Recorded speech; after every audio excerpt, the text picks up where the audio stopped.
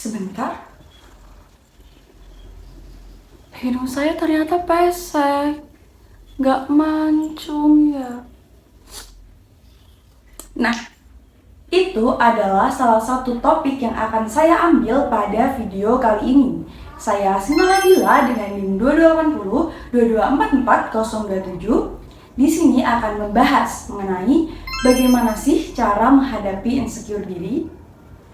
Nah, sebelumnya kenapa saya mengambil topik ini dan apa sih insecure itu? Menurut saya, hampir seluruh orang di dunia ini memiliki insecurity, apapun itu. Nah, sedangkan insecure sendiri itu artinya kita tidak yakin atas sesuatu hal, baik yang ada dalam diri kita maupun hidup kita. Nah, misalnya insecure mengenai fisik kita, seperti tadi yang sudah saya contohkan, insecure mengenai tubuh kita. Kadang kita merasa bahwa, oh, tubuh kita ini kurang oke, tubuh kita ini nggak bagus, kita nggak body goals. Nah, jadinya kita kan menjadi insecure karena overthinking atas hal-hal yang ada dalam tubuh kita. Hidung kita merasa pesek, tubuh kita nggak body goals, dan lain sebagainya. Kemudian, yang kedua ada nih, insecure mengenai kemampuan diri. Kita jadi membandingkan diri kita dengan orang lain yang katanya dia lebih pintar, dia lebih mandiri, dia lebih sukses, seperti itu. Kemudian yang ketiga ada nih, insecure mengenai hubungan dengan partner. Ada orang yang mempunyai trust issue di masa lalu, di mana dia itu merasa bahwa dirinya itu kurang pantas mendapatkan si partner ini. Ada juga yang tidak puas dengan hubungannya.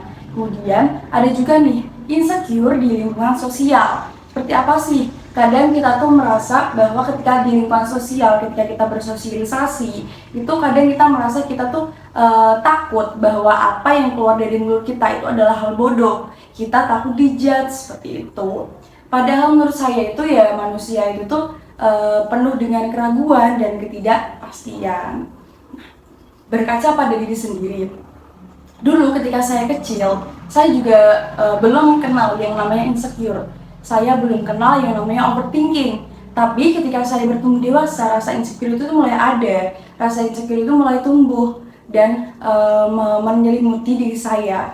Saya merasa bahwa diri saya kurang cantik, saya merasa diri saya ini kurang pintar, dan lain sebagainya. Dulu saya juga pernah punya pengalaman insecure, itu ketika saya ditegur oleh orang lain, dimana dia pernah bilang seperti ini, kamu kok sekarang jadi jerawatan sih? Nah, siapa sih yang gak kepikiran setelah mendapat omongan seperti itu? Saya jadi kepikiran dan berlarut-larut akhirnya menjadikan diri saya ini insecure. Nah, itu tidak baik ya teman-teman. Ketika ada yang berusaha seperti itu, anggap saja itu adalah motivasi menjadikan diri kita ini menjadi lebih baik, seperti itu. Kemudian ada juga nih insecure mengenai pencapaian. Nah, contohnya itu ketika misalnya orang itu di umur 30 ini belum menikah, bahkan belum punya anak juga. Tapi ada yang di umur 23, bahkan 22, itu sudah menikah, bahkan sudah punya anak juga, seperti itu. Ada juga nih orang yang merasa sudah nyaman memiliki tas jeans Honey, tapi temannya tuh mengajak dia karena dia tidak memiliki tas Gucci maupun Chanel. Ada juga nih orang yang sudah bahagia memakai HP Android, tapi temennya menolak dia karena dia tidak memakai iPhone. Nah, ada juga orang yang sudah nyaman tinggal di rumah kontrakan, tapi tetangganya mempressure dia karena dia belum punya rumah pribadi, seperti itu. Padahal kan tingkat goals seseorang itu kan beda-beda. Ketika orang sudah berada di titik tertentu, yaitu siapa tahu itu merupakan salah satu goals dia, dan kemudian nanti ada goals dia selanjutnya, seperti itu. Nah, kemudian apa saja sih yang menyebabkan diri kita itu insecure? Yang pertama itu karena perasaan diri. Seperti tadi, kita merasa bahwa hidung kita pesek, kita merasa bahwa kita kurang cantik, budi kita nggak bagus. Itu kan muncul dari perasaan diri sendiri. Nah, itulah yang menyebabkan salah satu penyebab diri kita itu insecure. Kemudian ada juga nih yang kedua, yaitu karena dari iri hati. Mungkin karena melihat pencapaian orang lain seperti itu, melihat kemampuan orang lain, kesuksesan orang lain seperti itu, orang sudah punya seperti itu, umur yang di umur 23 sudah menikah dan punya anak seperti tadi, itu kan juga karena iri hati. Tapi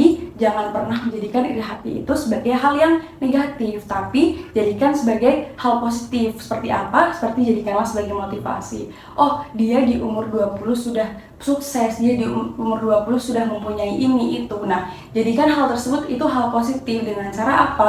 Aku harus bisa sukses versi aku sendiri gitu. Kan setiap bunga itu tidak tumbuh bermekaran bersamaan seperti itu. Kemudian yang ketiga itu penyebab insecure itu adalah dari lingkungan sekitar. Ketika kita dikritiki oleh orang, ketika kita dapat omongan seperti tadi yang saya katakan, kita dapat teguran, kamu kok jerawatan seperti tadi, atau mungkin dari teman-teman sudah pernah merasakan teguran seperti itu, seperti yang lainnya yang sejenis, itu kan dari lingkungan sekitar. Orang yang mengkritisi kita atau orang yang memberi cemoohan kepada kita, tapi jangan pernah menjadikan omongan-omongan orang tersebut itu sebagai sesuatu yang membuat diri kita itu kepikiran berlarut-larut. Jadi diri kita itu overthinking yang berlebihan. Karena kenapa? Jadikan hal tersebut itu sebagai cerminan untuk diri kita. Apa iya sih saya seperti itu? Apa iya sih saya kurangnya seperti itu?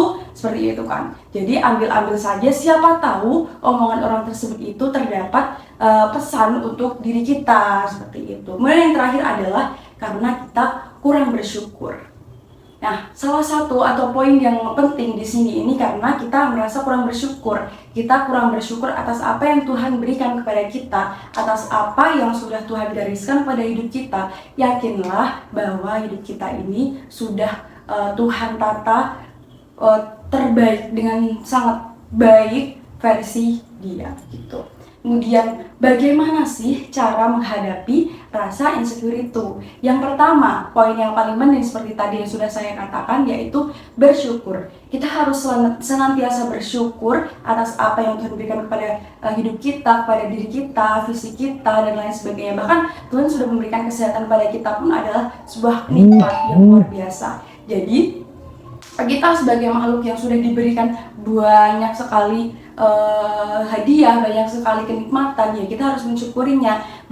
Dan yang kedua adalah yakin dan percaya bahwa apa yang sudah kita miliki saat ini adalah hasil dari jerih payah kita yang sudah kita usahakan selama ini seperti itu. Jadi yakinlah bahwa hasil dari kita ini adalah versi terbaik untuk hidup kita seperti itu. Dan yang ketiga adalah jadikan sebagai motivasi, jadikan omongan-omongan di luar sana tadi seperti yang sudah tadi saya katakan, jadikanlah sebagai motivasi, jadikanlah sebagai semangat untuk kita menjadi lebih baik ataupun berkaca untuk mengevaluasi diri kita agar kita ini tidak hanya sukses untuk diri kita sendiri tapi juga bermanfaat bagi orang-orang di sekeliling kita seperti itu. Jadi jangan pernah buta atas kritikan orang lain, siapa tahu di dalamnya ada saran untuk menjadikan diri kita lebih baik.